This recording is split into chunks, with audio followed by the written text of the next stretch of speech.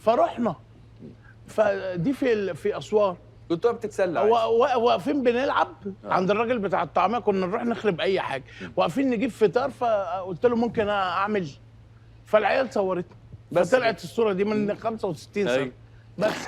وانا بص، والدليل على كلامي، بص الطاقيه دليل على كلامي اسواني ده الطاقيه بتقول أيوة كان في اسوان. الأسواني دي. ده الدليل.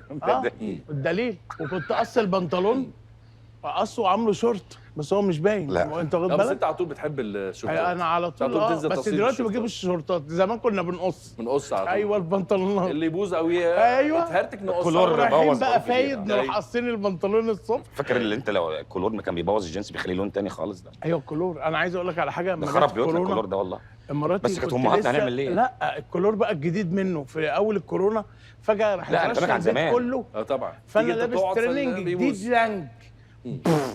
ايه ده؟